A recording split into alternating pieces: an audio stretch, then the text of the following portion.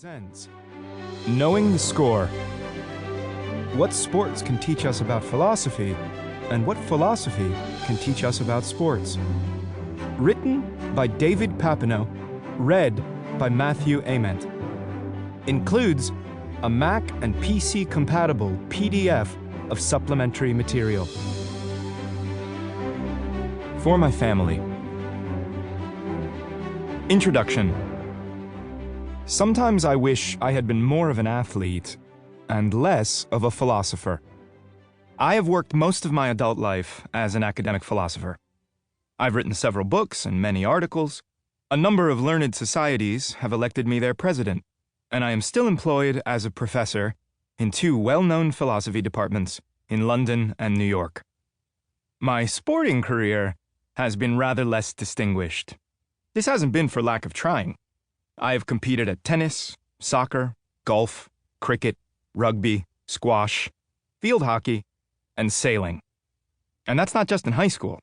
I have played organized versions of all these sports as an adult, not to mention recreational fishing, sailboarding, and body surfing. My enthusiasm, however, has always outstripped my success. It's not that I'm a duffer, but I have never risen above the lower echelons. I've scored centuries at cricket, but most were for teams of journalists playing village sides. In my time, I was a force to be reckoned with in the 4th division of the North Middlesex Tennis League. I'm still competitive off my golf handicap of 17. You get the idea.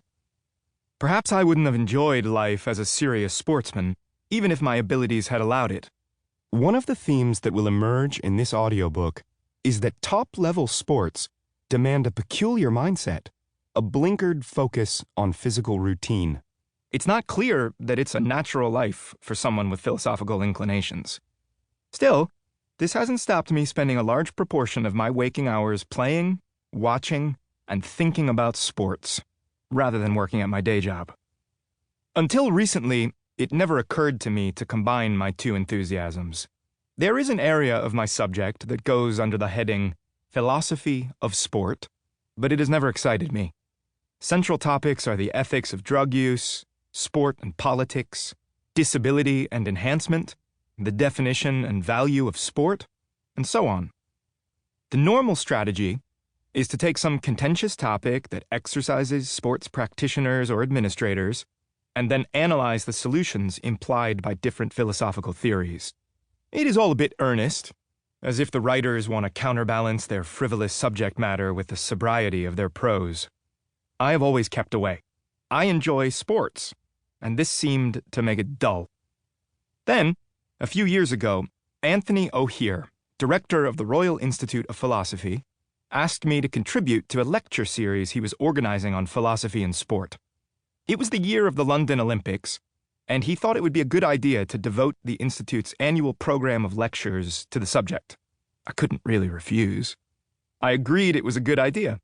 I was on the council of the Institute, and I had an extensive knowledge of both philosophy and sport. If I wasn't going to say yes, who would? So I set to work. I read some of the philosophy of sport literature and started sketching out some thoughts about the definition and significance of sport. But nothing much happened. I couldn't get beyond the most obvious truisms and was starting to have bad dreams about finding myself in front of the audience with nothing to say. After struggling for a while, I made a decision. Instead of writing about one of the topics that philosophers of sport are supposed to write about, I resolved to write about something that interested me. If it didn't count as philosophy of sport, that would just be too bad. The topic I chose was the peculiar mental demands of fast-response sports like tennis, baseball, and cricket. When tennis star Rafael Nadal faces Roger Federer's serve, he has less than half a second to react. That's scarcely enough time to see the ball, let alone think about how to hit it. Nadal can only be relying on automatic reflexes. Yet at the same time, his shot selection also depends on his consciously chosen strategy, on that day's plan for how best to play Federer in those conditions. This struck me as puzzling. How can unthinking reflexes be controlled by conscious thought? I had great fun addressing this conundrum in my lecture. I didn't try to hide my enthusiasm as a sports fan, and I included as many anecdotes as seemed relevant. But I also ended up with a series of substantial